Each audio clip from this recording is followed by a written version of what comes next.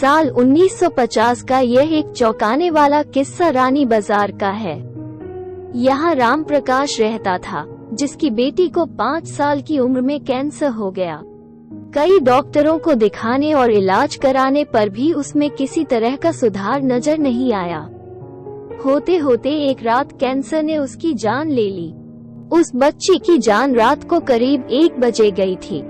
उसी रात को पास के ही एक गांव की महिला मोहिनी को एक ट्रक ने टक्कर मार दी थी। मोहिनी के परिवार वालों ने पूरी विधि के साथ उसे अंतिम विदाई दी। अब बच्ची के परिवार वाले भी उसे दफनाने के लिए जंगल की तरफ निकले।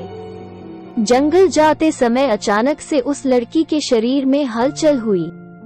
सभी हैरान हो गए कि मृत लड़की का शरीर कैसे हिल रहा है। थोड़ी ही देर में लड़की जिंदा हो गई और उसके परिवार वाले खुशी खुशी उसे अपने साथ घर ले आए।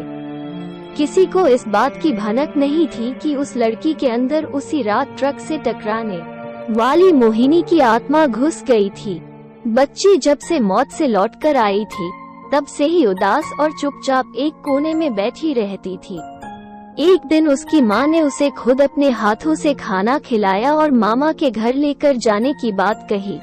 खाना खिलाकर उसे अच्छे से तैयार करके वो उसे अपने मायके ले गई। रास्ते में वो बच्ची जैसे ही उस ट्रक के हादसे वाली जगह पहुंची, तो उसने अपनी माँ को कहा कि मेरा गांव इधर है। माँ ने उसकी बातों पर बिल्कुल गौर नहीं किया और उस बात को हंसी में टाल दिया। कुछ ही देर में वो अपनी बेटी के मामा यानी अपने भाई के घर पहुंच गई। अपनी बेटी के मामा यानी अपने भाई के घर पहुंच गई। 1-2 दिन बाद मामा जी के घर के आसपास ही बच्ची के अंदर घुसी मोहिनी को अपनी पड़ोसन सिमरन दिखी। उसने जोर से उसे नाम से पुकारा। सिमरन ने पलटकर देखा तो एक छोटी बच्ची थी। उसे बड़ी हैरानी हुई कि इस लड़की को मेरा नाम कैसे पता है। तभी मोहिनी ने अपने साथ बीती सारी बातें उसे बता दी। उसने कहा कि मेरे परिवार वालों ने मेरी मौत से ही पहले मुझे जला दिया था, इसलिए मेरी आत्मा भटक रही है। उसी दिन इस लड़की की भी मौत हो गई थी, तो मैं इसके शरीर में घुस गई। सिमरन ने ये बात अपने गांव जाकर सबको बता दी। पूरे गांव वाले और उसके रिश्तेदार मोहिनी से मिलने के लिए उसी बच्ची के मामा के घर के पास पहुंच गए।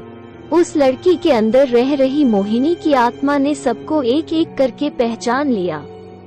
कुछ देर बातें करने के बाद वो अपने परिवार वालों के साथ अपने घर चली गई। अब उस लड़की की माँ बच्ची को घर में न देखकर परेशान थी। जब उसे पता चला कि वो कुछ लोगों के साथ दूसरे गांव गई है, तो वो उसे बुलाने के लिए चली गई। अपने परिवार के साथ खुश मोहिनी ने वापस आने से मना कर दिया।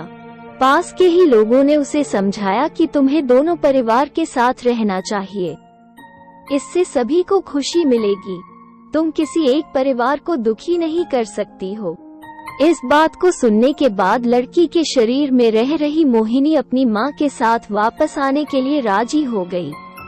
अब वो दोनों परिवारों के साथ खुशी खुशी रहने लगी।